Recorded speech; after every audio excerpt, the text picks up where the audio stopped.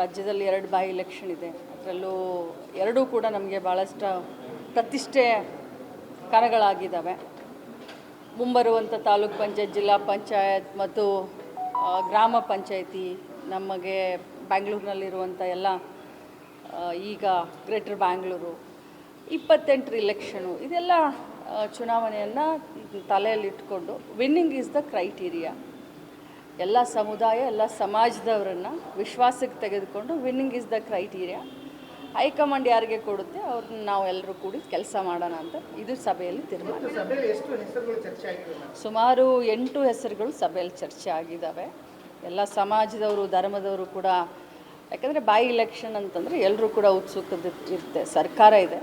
So ಆಕಾಂಕ್ಷಿಗಳು ಇದ್ದಾರೆ. ಯಾರಿಗೂ ಕೂಡ ಪ್ರಜಾಪ್ರಭುತ್ವದಲ್ಲಿ ಕೇಳಬಾರ್ದು ಅಂತ ಏನಿಲ್ಲ. ಬಟ್ ಅಳೆದು ತೂಗಿ ಏನು ನಮ್ಮ ಪಕ್ಷದ ಅಧ್ಯಕ್ಷರಾದಂಥ ಡಿ.ಕೆ. ಶಿವಕುಮಾರ್ ಅವರಾಗಿರಲಿ ಅಥವಾ ಮುಖ್ಯಮಂತ್ರಿಗಳಾಗಿರಲಿ, ಅವರು ಏನು ತೀರ್ಮಾನ ತೊಗೊಂಡು ಡೆಲ್ಲಿಯವರು ಏನು ತೀರ್ಮಾನ ತೊಗೊಳ್ತಾರೆ ಅದಕ್ಕೆ ನಾವೆಲ್ಲರೂ ಕೂಡ ರಾತ್ರಿ ಹಗಲಿ ಹೋಗಿ ನಿಂತು ಅಭ್ಯರ್ಥಿಯನ್ನು ಗೆಲ್ಲಿಸ್ಕೊಂಡು ಬರುವಂಥ ಪ್ರಾಮಾಣಿಕ ಪ್ರಯತ್ನ ಮಾಡ್ತೀವಿ. ಎರಡೂ ಕ್ಷೇತ್ರ ಕೂಡ ಗೊಂದಲ ಇದೆ. ಒಂದು ಕಡೆ ಫ್ಯಾಮಿಲಿ, ಮತ್ತೊಂದು ಕಡೆ ಫ್ಯಾಮಿಲಿ ವರ್ಸಸ್ ಕಾಂಗ್ರೆಸ್ ಅನ್ನುವಂತಹ ರೀತಿಯಲ್ಲಿ ವಾತಾವರಣ ಸೃಷ್ಟಿಯಾಗಿದೆ. ಸೊ ಇದನ್ನು ಕಾಂಗ್ರೆಸ್ ಹೆಂಗೆ ನೋಡುತ್ತೆ? ನೋಡಿ, ಸಹಜವಾಗಿ ಗೆಲ್ಲುವಂಥ ಒಂದು ಇದು ಜಾಸ್ತಿ ಇದ್ದಾಗ ಕಾಂಪಿಟೇಷನ್ನು ಜಾಸ್ತಿ ಇರುತ್ತೆ. ಇದಕ್ಕೆ ನಾವು ಗೊಂದಲ ಅನ್ನೋದಾಗಿ ಎಲೆಕ್ಷನ್ ಅಂತಂದರೆ ಭಾಳಷ್ಟು ಕನ್ಫ್ಯೂಷನ್ಗಳು ಸಹಜ ಅದು. ಆದರೆ ಒಮ್ಮೆ ಹೆಸರು ಅನೌನ್ಸ್ ಆದಮೇಲೆ ಮುಖಂಡರು ಎಲ್ಲರನ್ನೂ ವಿಶ್ವಾಸಕ್ಕೆ ತೆಗೆದುಕೊಳ್ತಾರೆ. ಹೆಸರು ಅನೌನ್ಸ್ ಆಗೋಕ್ಕಿಂತ ಮುಂಚೆ ಆದರೂ ವಿಶ್ವಾಸಕ್ಕೆ ತಗೊಳ್ತಾರೆ, ಆದಮೇಲೆ ಆದರೂ. ಯಾಕಂದರೆ ನಮ್ಮ 12 ಜನ ಮಂತ್ರಿಗಳನ್ನು ಒಂದೊಂದು ಕ್ಷೇತ್ರಕ್ಕೆ ಹಾಕಿದ್ದಾರೆ. ಸೊ ನಮ್ಮದೆಲ್ಲ ಕೆಲಸ ಅದೇ, ಈ ಗೊಂದಲಗಳನ್ನು, ಕನ್ಫ್ಯೂಷನ್ನ ಕ್ಲಿಯರ್ ಮಾಡಿಕೊಂಡು ಪಕ್ಷವನ್ನು ಗೆಲ್ಲಿಸ್ಕೊಂಡು ಬರೋದೇ ನಮ್ಮ ಜವಾಬ್ದಾರಿ. ಸೊ ಸಹಜವಾಗಿ ಗೆಲ್ಲುವಂಥ ಸ್ಥಿತಿಯಲ್ಲಿ ಭಾಳಷ್ಟು ಆಕಾಂಕ್ಷಿಗಳಿರ್ತಾರೆ. ಸೊ ಖಂಡಿತವಾಗ್ಲೂ ಗೆದ್ಕೊಂಡು ಬರ್ತೀವಿ ಅಷ್ಟು ಹೇಳ್ಬೋದು.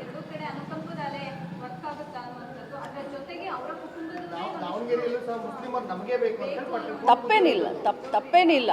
ಏನು ಹೈಕಮಾಂಡ್ ನಿರ್ಧಾರ ತೆಗೆದುಕೊಳ್ಳುತ್ತೆ ಅದಕ್ಕೆ ನಾವೆಲ್ಲರೂ ಭದ್ರಾಗಿರ್ತೀವಿ. ಎಲ್ಲರೂ ಭದ್ರಾಗಿರ್ತಾರೆ. ಅವರು ಆಗಿರ್ತಾರೆ, ಇನ್ನೊಬ್ಬರು ಆಗಿರ್ತಾರೆ.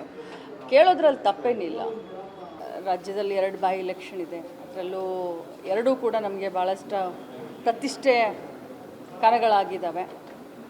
ಮುಂಬರುವಂಥ ತಾಲೂಕ್ ಪಂಚಾಯತ್, ಜಿಲ್ಲಾ ಪಂಚಾಯತ್ ಮತ್ತು ಗ್ರಾಮ ಪಂಚಾಯಿತಿ, ನಮಗೆ ಬ್ಯಾಂಗ್ಳೂರಿನಲ್ಲಿರುವಂಥ ಎಲ್ಲ ಈಗ ಗ್ರೇಟರ್ ಬ್ಯಾಂಗ್ಳೂರು 28 ಇಲೆಕ್ಷನು, ಇದೆಲ್ಲ ಚುನಾವಣೆಯನ್ನು ತಲೆಯಲ್ಲಿಟ್ಕೊಂಡು ವಿನ್ನಿಂಗ್ ಈಸ್ ದ ಕ್ರೈಟೀರಿಯಾ.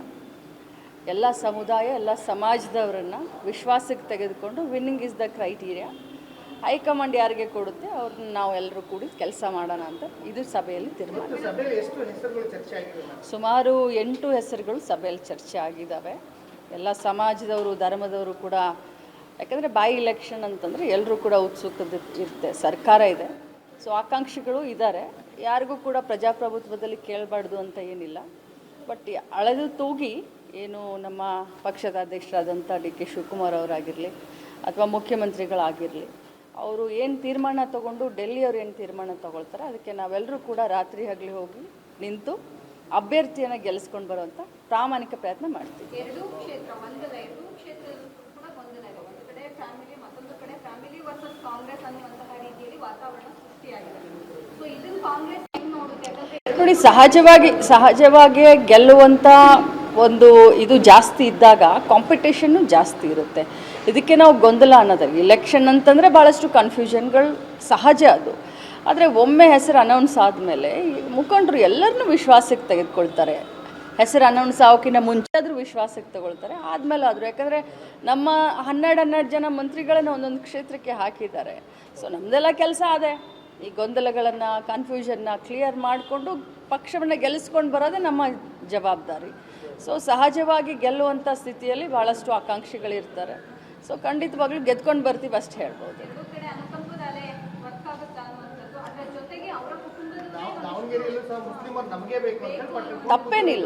ತಪ್ಪೇನಿಲ್ಲ. ಏನು ಹೈಕಮಾಂಡ್ ನಿರ್ಧಾರ ತೆಗೆದುಕೊಳ್ಳುತ್ತೆ ಅದಕ್ಕೆ ನಾವೆಲ್ಲರೂ ಭದ್ರಾಗಿರ್ತೀವಿ. ಎಲ್ಲರೂ ಭದ್ರಾಗಿರ್ತಾರೆ. ಅವರು ಆಗಿರ್ತಾರೆ, ಇನ್ನೊಬ್ಬರು ಆಗಿರ್ತಾರೆ. ಕೇಳೋದ್ರಲ್ಲಿ ತಪ್ಪೇನಿಲ್ಲ.